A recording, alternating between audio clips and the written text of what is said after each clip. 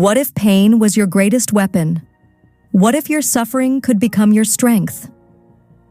This is the story of David Goggins, the man who transformed from a 300-pound exterminator into a Navy SEAL, ultra-marathon runner, and one of the toughest men alive. In this video, we're breaking down his raw, brutal, and inspiring book, Can't Hurt Me. But this isn't your average self-help summary. This is about unlocking your savage mind. Stay with us, because by the end of this video, you'll see exactly how to turn your darkest moments into unstoppable motivation. Let's get into it. Chapter 1. Childhood from Hell. David Goggins didn't grow up a warrior. He grew up terrified. He was raised in a home filled with violence. His father ran a skating rink, but behind the scenes, he was abusive, controlling, and cruel. David was beaten regularly, forced to work long nights, and robbed of a childhood. At age 8, he escaped with his mother, but the trauma stayed. He struggled in school. He was the only black kid in many of his classes, and racism hit him hard. He had learning disabilities, a stutter, and barely passed. David wasn't tough. He was broken. But here's the thing. Your past does not define your future. You are in danger of living a life so soft, you'll die without ever realizing your true potential. Chapter 2. The Accountability Mirror. One of Goggins' first life-changing tools? A simple mirror. He calls it the accountability mirror. Every night he'd look into it and speak the raw truth. He'd write post-it notes with goals and stick them to the mirror. Not nice, fluffy affirmations. Real, uncomfortable truths. You're fat. You're dumb. Fix this. He didn't sugarcoat anything, but he didn't give up either. This was the beginning of his transformation. Radical honesty plus accountability. Ask yourself, what lies are you telling yourself? What truth are you afraid to face? Because growth starts where comfort ends. Chapter 3. Becoming a Navy SEAL. David was 297 pounds, spraying for cockroaches. Then he saw a Navy SEAL documentary, and something clicked. He decided to become a SEAL, but the recruiters laughed at him. He needed to lose over 100 pounds in 3 months just to qualify. So what did he do? He went to war with his mind. He ran, biked, swam, dieted, all day, every day. He trained in pain, pushed through failure, and reprogrammed his brain. He made weight and got in. Then came Hell Week, the most brutal training in the military. Most quit. Goggins? He went through it 3 times due to injuries. He suffered hypothermia, stress fractures, pneumonia, but he refused to ring the bell. The only thing more contagious than a good attitude is a bad one. Choose yours.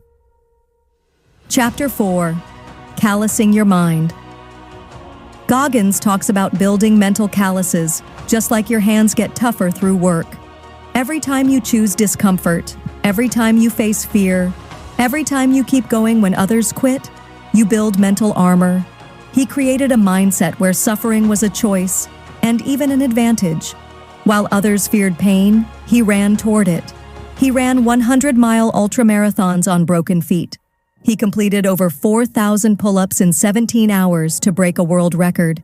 He became the only man to complete Navy SEALs, Army Ranger School, and Air Force tactical training. Why? Because pain became his teacher, his fuel, his edge. You have to build calluses on your brain just like how you build calluses on your hands. Chapter 5. The 40% Rule. This is one of Goggins' most powerful lessons. When your mind says you're done, you're only at 40%. Think about that. When you're exhausted, discouraged, or ready to quit, that's not your limit. That's just your brain trying to protect you. But you've got 60% more left in the tank. He tested this over and over. During a 100-mile race, he tore muscles, lost toenails, and was urinating blood. Most people would have gone to the ER. Goggins? He finished. Because pain was part of the process. and quitting was never an option. Chapter 6. The Cookie Jar. What do you do when motivation fades? Goggins says, reach into your cookie jar. This isn't about sugar, it's about strength. The cookie jar is a mental vault, filled with all the moments you've overcome struggle in the past. Hard times, big wins, battles you survived. Whenever things got tough, he'd reach into his cookie jar and remind himself, I've been through worse, and I'm still standing. That memory triggered strength, courage, power. You're going to want to quit. Remember who you are. Remember what you've already done. Chapter 7. Taking Souls. This chapter is about outperforming people who doubt you. Goggins explains how he turned hate and underestimation into fuel.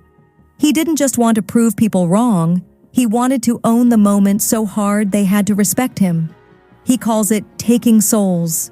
Example: during SEAL training, instructors tried to break the team during Hell Week. It was cold. They were soaked, freezing, and miserable. Instead of breaking, Goggins smiled and cheered louder. He told jokes, motivated his teammates. The instructors? They lost control of the situation. He took their soul. You don't win by complaining. You win by grinding harder than they thought possible. Chapter 8. Pain is your friend. Goggins doesn't see pain as an enemy. He sees it as a friend, a gift. He says pain reveals your limits and gives you a chance to break them. He embraced suffering. He chased discomfort because every ounce of pain expanded his capacity. Pain taught him who he really was and helped him become who he wanted to be. The most important conversations you'll ever have are the ones you'll have with yourself. Chapter 9. Building the Unbreakable Mind. All of Goggins' lessons come down to one thing: master your mind, or it will master you. He teaches you to face the darkness, to do the work no one sees, to suffer with purpose, and to push past the limits you think you have. He doesn't promise quick results. He promises war with yourself. But on the other side, confidence, power, freedom. Because once you conquer your own mind, no one else can break you. Chapter 10. The Call to Action. Goggins doesn't just tell his story. He gives you challenges, because inspiration without action means nothing. Here are a few to start. Face the mirror. Write down your weaknesses. Be brutally honest. Eliminate excuses. No blaming. No complaining. Own everything. Do something hard. Every day, discomfort is your training ground. Callous your mind. Seek pain on purpose. Embrace the 40% rule. When it hurts, dig deeper. You've got more. Be uncommon among the uncommon.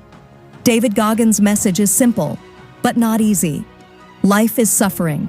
Growth is voluntary. Pain is necessary. Excuses are lies.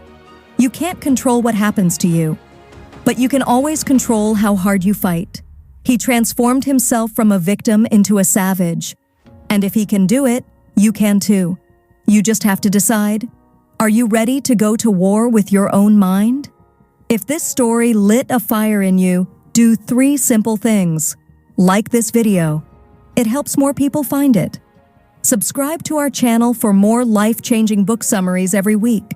Drop a comment below and tell us, what's one challenge you're going to face? Starting today? Remember, "You can't hurt me" is not just a slogan. It's a mindset. Own it. Live it.